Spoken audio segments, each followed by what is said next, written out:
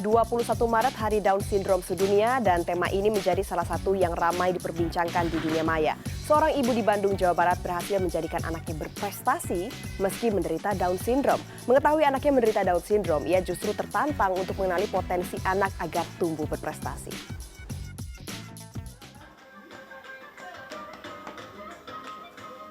Anak penderita Down Syndrome dengan gangguan perkembangan motorik kasar ataupun halus, masalah sosialisasi dan masalah pada organ tubuh menjadi pekerjaan rumah tersendiri bagi orang tua.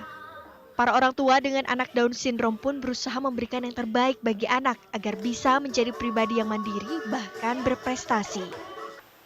Raini Moarwati misalnya, memiliki anak dengan Down Syndrome berusia 17 tahun bernama Aurel Amadeo. Ia mengaku sempat bersedih ketika mengetahui anaknya menderita Down Syndrome.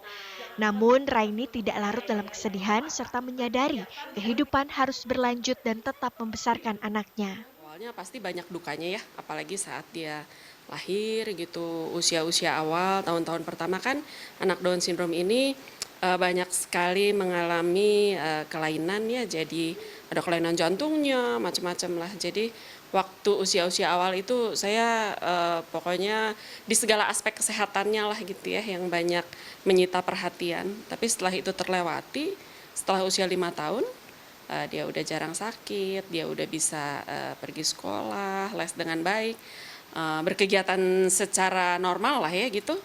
Ya sampai sekarang jadi tinggal sukanya aja. Pola asuh yang tepat bagi anak dengan Down Syndrome merupakan salah satu kunci keberhasilan anak untuk meningkatkan kemampuannya. Meskipun anak Down Syndrome itu termasuk anak yang memang masuk dalam kategori anak berkebutuhan khusus, tapi tentu saja memang ada perlakuan-perlakuan yang khusus. Tetapi kita sebagai orang tua ataupun sebagai masyarakat yang dalam lingkungannya ada anak dengan Down Syndrome tentu saja tidak membeda-bedakan gitu. Jadi sebetulnya pola asuhnya ya sama dengan pola asuh yang pada umumnya. Jadi melibatkan anak itu dalam keseharian kita dan tidak menjadi mengucilkan. Peran dan dukungan orang tua serta orang terdekat dapat membantu anak dengan Down Syndrome menjadi berprestasi. Mita Handayani, Helmi Suryanegara, Bandung, Jawa Barat. Dan melalui sambungan telepon sudah ada Ketua Umum Persatuan Orang Tua Anak dengan Down Syndrome, Olivia Maya Sitaresmi. Mbak Olivia, selamat malam. Hari ini diperingati sebagai Hari Down Syndrome sedunia. Nah, sebagai Ketua Umum Persatuan Orang Tua Anak dengan Down Syndrome nih Mbak. Mbak Olivia mungkin bisa cerita apa saja pekerjaan rumah terbesar saat ini untuk mewujudkan mimpi anak-anak dengan Down Syndrome. Iya, terima kasih saya hadir di sini untuk memberikan sedikit penjelasan mengenai POTAS, yaitu Persatuan Orang Tua Anak dengan Down Syndrome. PR terbesar adalah untuk membuat anak-anak dengan Down Syndrome ini menjadi mandiri, percaya diri, dan apa yang dia dapatkan di kemudian hari. Karena di satu sisi pada saat orang tua menerima anak-anak anugerah anak-anak spesial ini, tentunya para orang tua sedih sekali. Mereka merasa down, kemudian gelap dunia seperti yang dirasakan seperti itu. Nah, tujuannya adalah para orang tua ini harus diberikan motivasi. Mereka harus bangkit sebelum akhirnya memberikan motivasi kepada anak-anaknya sendiri. Kemudian setelah mereka bisa memberikan motivasi itu biasanya kemudian mereka meluarkan pada anak-anaknya, tentunya anak-anak ini harus diberikan stimulasi. Nah, stimulasi inilah menjadi modal utama untuk kemudian dia dapat lebih mandiri dan berprestasi.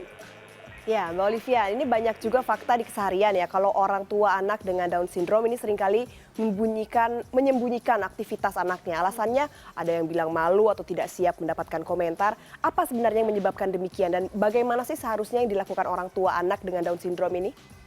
Ya, tentunya semua orang tua yang menerima mempunyai anak Down Syndrome itu adalah mereka merasa terpuruk, sedih. Dan tentunya mereka merasa, kenapa saya yang selama ini sudah berbuat baik, sudah berusaha menjalankan ajaran-ajaran hidup yang lebih baik, kenapa saya? Kadang-kadang hal-hal itulah yang akhirnya membuat mereka seperti tidak terima.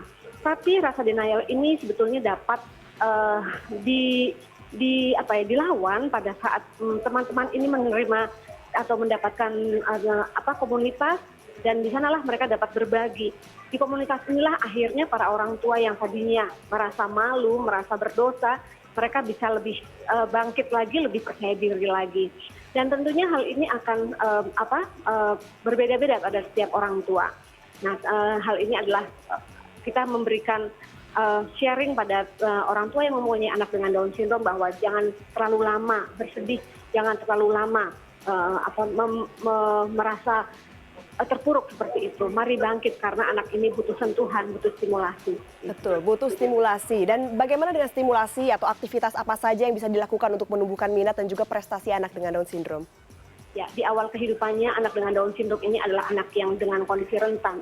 Mereka dilahirkan dengan berbagai kelainan seperti jantung dan organ tubuh lainnya. Tentunya hal ini menjadi PR utama para orang tua, di mana kelainan-kelainan penyerta pada kelahiran anak DS-nya ini harus diselesaikan dulu. Nah, kemudian apa yang harus selanjutnya diberikan, yaitu stimulasi dini. Stimulasi dini adalah pencapaian kemaksimalan anak-anak ini dengan meminimalkan kekurangan mereka dan memaksimalkan kemampuan mereka. Di awal kehidupan pertama mereka bisa mengikuti fisioterapi. Fisioterapi ini juga merupakan langkah-langkah untuk motorik kasar. Kemudian mereka bisa diikutkan di terapi wicara.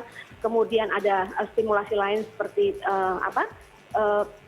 behavior, kemudian juga kognisi dan lain-lain. Sehingga mereka juga ikut dalam kegiatan sekolah dan mereka juga berhak mendapat pendidikan.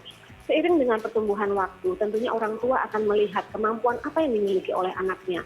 Pada beberapa anak dengan Down syndrome, anak-anak ini lebih cenderung suka pada musik, olahraga, dan keterampilan.